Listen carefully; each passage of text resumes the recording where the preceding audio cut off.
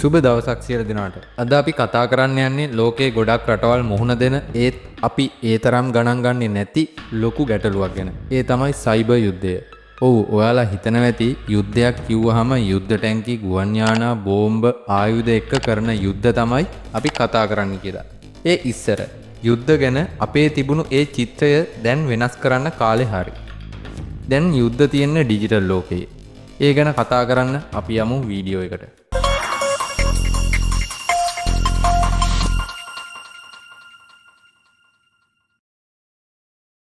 මේ ලෝකයේ අපි විශ්වාස කරන අතීතයේ ඉඳලා අපි අහලා තියෙන්නේ බලය වෙනුවෙන් යුද්ධ කරන රජවරු ප්‍රමුඛ අධිරාජ්‍යයන්. එදා ඉඳලා අද වෙනකම්ම මේ බල අරගලය එක එක විදිහට පැවතුණා. දෙවන ලෝක යුද්ධය අවසානයත් එක්ක ඇති වුණු සීතල යුද්ධයේ ප්‍රතිඵලයක් විදිහට අද වෙද්දි එක පැත්තකින් ඇමරිකාව, යුරෝපය වගේ රටවල් හා අනිත් පැත්තෙන් රුසියාව, චීනය වගේ රටවල් එකිනෙකාට විරුද්ධව තමන්ගේ බලය පෙන්වන්න යුද්ධ කරනවා. ගල් පොළු වලින් ඇතිවුණු මේ යුද්ධ කිරිල්ල ඊතලය, කඩුව, තුවක්කුව, කාලතුවක්කුව, මිසයිලය, පරමාණු බෝම්බය දක්වා විකාශනය වුණා. ඒත් අද ඇති වෙලා තියෙන යුද්ධයට අවිගත්ත හමුදා සෙබළුන්, යුද්ධ ටැංකි, ගුවන් යානා නැහැ. ඒ වෙනුවට ඉන්නේ හැකර් හමුදා, පරිගණක, අන්තර්ජාලය. සරලව කියනවා නම් ගොඩක් රටවල් දැන් රජයේ අනුග්‍රහය යටතේ හැකර් කණ්ඩායම් පවත්වාගෙන යනවා. උදාහරණයකට පසුගියදා කාශ්මීරයේ පෙහෙල්ගම් ප්‍රදේශයේ සිදුවුණු සිදුවීම නිසා ඉන්දියාවයි පාකිස්තානයයි අතර ඇතිවුණු ගැටුමේදී ආයුධ එක්ක සටන් කරන්න කලින් රටවල් දෙකම එකිනෙකාගේ රජයේ ආයතන, බැංකු වගේ යටිතල පහසුකම් ඉලක්ක කරලා සයිබර් ප්‍රහාර දියත් කළා. ඒ නිසා රටවල් දෙකේම දෛනික කටයුතු අඩපණ වුණා කියලා විදේශ මාධ්‍ය වාර්තා කළා. මේ විදිහටම යුක්‍රේනය හා රුසියාව අතරත් ඒ රටවල් වල යටිතල පහසුකම් ඉලක්ක කරලා මේ වගේ ප්‍රහාරයන් දියත් වෙලා තියෙනවා. මොනවද මේ යටිතල පහසුකම් කියන්නේ?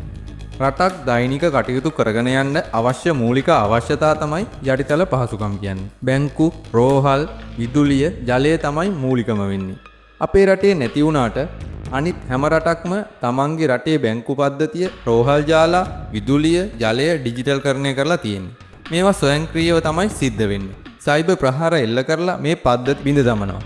ඒ නිසා බැංකු පද්ධතිය, රෝහල් ජාලා, විදුලිය සහ ජලය යන සේවා පැය ගණන්, දින ගණන් එන හිටිලා රට ඇතුලේ අර්බුද ඇති වෙනවා. එතකොට ඊශ්‍රායලයේයි පලස්තීනයේයි මේවා වෙන්නේ නැද්ද? වෙනවා. මෙතනදී වෙන්නේ හමාස් සංවිධානය වගේම පලස්තීනියට සහාය දක්වන ත්‍රස්ත කණ්ඩායම් හා අනෙක් මුස්ලිම් ප්‍රජාව එකතු වෙලා ඊශ්‍රායලයේ යටිතල පහසුකම් ඉලක්ක කරලා සයිබර් ප්‍රහාර දියත් කරන එක. දැන් අපි බලමු සයිබර් ත්‍රස්තවාදය ගැන. අපිට ත්‍රස්තවාදය ගැන අමුතුවෙන් කියන්න දෙයක් නැහැනේ. අපි හොඳටම දන්න LTT සංවිධානය තමයි අපේ රටට මුලින්ම සයිබර් ප්‍රහාරයක් එල්ල කළේ ඒ 1998 දී. LTTE ඉන්ටර්නෙට් බ්ලැක් ටයිගර් කියන කණ්ඩායම ශ්‍රී ලංකා තානාපති කාර්යාල ඉලක්ක කරලා මේල් බෝම්බින් කියන ක්‍රමය හරහා සංනිවේදනයේ කඩාකප්පල් කිරීමට මෙතනදී උත්සාහ කරනවා. මේ වගේ ත්‍රස්ත කණ්ඩායම් යුද්ධ බිමේ වගේම ඩිජිටල් ලෝකෙත් තමන්ගේ අනසක පතුරවනවා වගේම ඩිජිටල් ලෝකේ විතරක් නිජ බිම කරගත්ත වෙනම කණ්ඩායම් ප්‍රමාණයකුත් ඉන්නවා. අපි මේ කණ්ඩායම් දෙක ගැන කතා කරමු. අපි මුලින්ම බලමු LTT වගේ ත්‍රස්ත කණ්ඩායම් වල ඩිජිටල් ලෝකේ ක්‍රියාකාරකම් ගැන. මේ වගේ කණ්ඩායම් ඒ අයගේ විරුද්ධවාදීන්ගේ පද්ධතීන් ඉලක්ක කරලා සයිබර් ප්‍රහාර දියත් කරනවා. මේ කණ්ඩායම් වල මූලික අරමුණ රටක් අඩපණ කිරීම හෝ අස්ථාවර කිරීම. ඒ වෙනුවෙන් මේ අයට වෙනම හැකර් කණ්ඩායම් ඉන්නවා. ඒ වගේම මේ අයට සහාය දක්වන වෙන රටවල් වල ඉන්න අයත් මේ අයට ඒ රටවල් වල ඉඳලා අන්තර්ජාලය හරහා සහාය දක්වනවා. ඒකට හොඳම උදාහරණය තමයි ඊශ්‍රායලයේ වෙබ් අඩවි ඉලක්ක කරලා ටෙලිග්‍රෑම් හරහා මුස්ලිම් ප්‍රජාව එකතු වෙලා මේ වගේ සයිබර් ප්‍රහාර දියත් කරනවා. ඒ වගේම මේ ත්‍රස්ත කණ්ඩායම් එයාලගේ මූලධර්මවාදය පතුරන්න වගේම බඳවා ගැනීම වෙනුවෙනුත් මේ ඩිජිටල් ලෝකේ පාවිච්චි කරනවා. මේ ත්‍රස්ත කණ්ඩායම් එක එක ආයුධ හදන්න වගේම තනි පුද්ගලයෙක් විදිහට රටවල් ඇතුළේ විවිධ අපරාධ කරන්නත් වීඩියෝ මගින් ඩිජිටල් තාක්ෂණය හරහා උද්‍යෝගිමත් කරනවා. දැන් අපි බලමු ඩිජිටල් ලෝකයේ අනසක පතුරවන කණ්ඩායම් වල ක්‍රියාකාරකම් ගැන. මේ කණ්ඩායම් වල මූලික අරමුණ මුදල් ඉපයීම. මේ කණ්ඩායම් පද්ධතිවල තියෙන ෆයිල් ඒ ආයතන වලට පාවිච්චි කරන්න බැරි වෙන්න වෙනස් කරලා ආයේ තිබුණු තත්ත්වයට දෙන්න ඕනේ නම් ඒ වෙනුවෙන් මුදල් ඉල්ලනවා. ඒ අය ඒ කප්පන් මුදල් බිට්කොයින් වගේ ඩිජිටල් මුදල් වලින් තමයි ඉල්ලන්නේ. ඒකට හොඳම උදාහරණය අපේ රටේ මෑතකදී වුණ කාගිල්ස් බැංකුවේ වගේම විශ්‍රාම වැටුප් දෙපාර්තමේන්තුවේ සිදුවීම. ඉල්ලන සල්ලි දීපු නැති නිසා මේ කණ්ඩායම් ඒ දත්ත ප්‍රසිද්ධ කරනවා. ඒ වගේම තව පිරිසක් එක එක වෛරස් නිර්මාණය කරලා අපේ සමාජ මාධ්‍යවල මුකුගිනුම්වල පද්ධතිවල යූසර්නේම් පාස්වර්ඩ් අරගෙන විකුණනවා. මේ වගේ අය තව අයගේ ඕනෑපාකම් ඉටු කරන්න මුදල් වලට සයිබර් අපරාධ කරනවා. ගිනුම් හැක් කරනවා, පද්ධති කඩාකප්පල් කරනවා වගේ දේවල් ඩාර්ක් වෙබ් හරහා සම්බන්ධ වෙලා සිදු කරගෙන යනවා. ඇයි දැන් මේ තරම් සයිබර් ප්‍රහාර වැඩි වෙලා තියෙන්නේ? මේ දවස්වල ලංකාවේ පද්ධති වලට සයිබර් ප්‍රහාර එල්ලෙනවා වැඩි වගේ කියලා ඔයාලට හිතුණාද? ඇමරිකාව ප්‍රමුඛ යුරෝපා රටවල් වලට නිතරම සයිබර් ප්‍රහාර එල්ල වෙනවා. ඒ වගේම ඒ එල්ල වෙන සයිබර් ප්‍රහාර වලින් බලපෑමට ලක්වුණු පද්ධතීන් පිළිබඳ ඒ ආයතන වලින් සේවා ලබා ගන්නා පුද්ගලයන් දැනුවත් කරනවා. වගේම ඒ පුද්ගලයන්ට ඉදිරියේදී මුහුණ දෙන්න වෙන ගැටලු වලට මුහුණ දෙන විදිහ ඒ ආයතන වලින් පැහැදිලි කරනවා. ලංකාවට එල්ලෙන සයිබර් ප්‍රහාර වලදී ලංකාවේ ආයතනවල මේ විනිවිදභාවය නැති එක ගැන ඉතා කනගාටුදායක සිදුවීමක්. ඒ වගේම ලංකාවට මේ වගේ සයිබර් ප්‍රහාර එල්ල වෙන්න හේතු විදියට ලංකාවේ ඩිජිටල් කරණය ගැන හිතුවට ඒ පද්ධතිවල ආරක්ෂා වෙනුවෙන් අවශ්‍ය ක්‍රියාමාර්ග නොගැනීම කියලයි මට නම් හිතෙන්නේ. ඔයාලා අහලා ඇති ක්වොන්ටම් පරිගණක එහෙමත් නැත්නම් සුපර් කම්පියුටර් ගැන. මේ වගේ පරිගණක ඉතා වේගවත්. දැන් රටවල් මේ වගේ සුපර් කම්පියුටර් භාවිතා කරලා හැකර්ස්ලා එල්ල කරන සයිබර් ප්‍රහාර වලින් බේරෙන්න අලුත් ආරක්ෂක ක්‍රම අත්හදා බලනවා.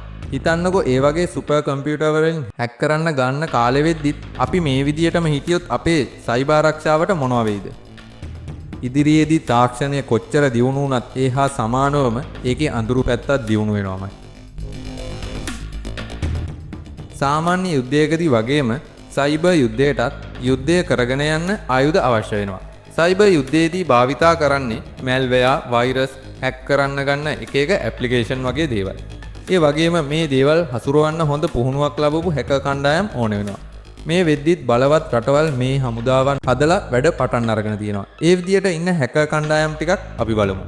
ඉන්දියාවේ සයිඩ්වින්ඩර්, පාකිස්තානයේ APT36, ඇමරිකාවේ equation group, චීනයේ APT41, රුසියාවේ fancy බෙයා.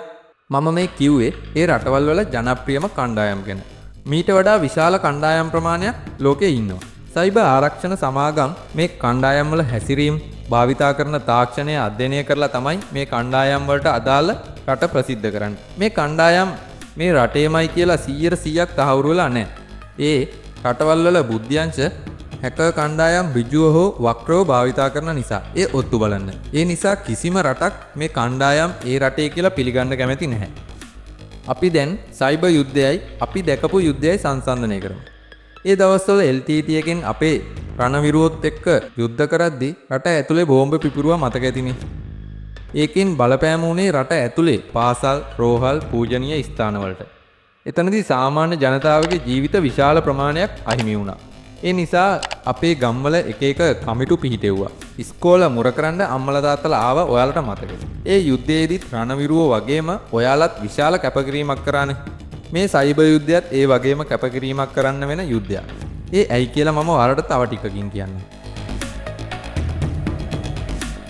Cyber ප්‍රහාර එල්ල වෙන ක්‍රම කීපයක් තියෙනවා. අපි ප්‍රධාන ක්‍රම දෙකක් ගැන ටිකක් කතා කරමු. පළවෙනි ක්‍රමය පද්ධතිවල දුර්වලතා හරහා. මෙතනදී වෙන්නේ හැකර්ස්ලා බැංකු, රජයේ ආයතනවල පද්ධතිවල තියෙන දුර්වලතාවයක් හොයාගෙන ඒ හරහා ඇතුල් වෙලා ඒ පද්ධතිය බිඳ දමන එක. දෙවෙනි ක්‍රමය සමාජ ඉංජිනේරු ක්‍රමය. මේක තමයි හැකර්ස්ලා භාවිතා කරන ලේසිම විදිය. මම මේ කතා කරපු දෙවෙනි ක්‍රමය තමයි ඉතා භයානක, ඒ වගේම වැඩිපුරම භාවිතා වෙන ක්‍රමය. මේ වගේ සමාජ ඉංජිනේරු ක්‍රමය භාවිතා කරලා ලෝකයේ ලොකු සමාගම් හැක් කරලා තියෙනවා. මම ඒකට පොඩි උදාහරණයක් කියන්නම්.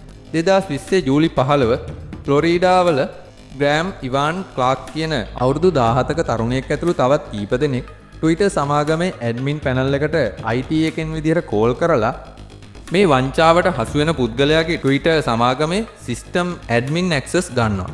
ඊට පස්සේ මේ අය ලෝකේ ජනප්‍රියම පුද්ගලයන් වල Elon mask, Barack Obama, bill gates සහ Apple කියන සන්නාමවල Twitter පිටුවලින් පෝස්ට් දානවා.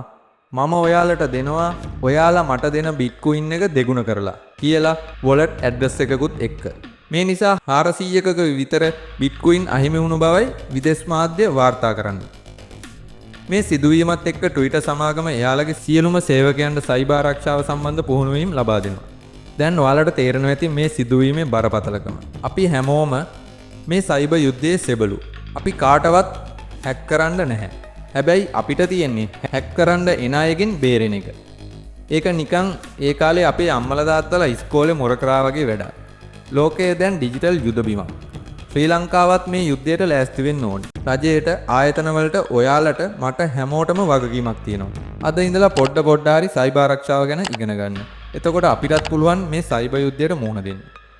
එහෙනම් මේ වගේ දැනුම පිරුණු තවත් වීඩියෝ එකකින් ඔයාලව හමු වෙන බලාපොරොත්තු වෙන අදට මම සමුගන්නවා.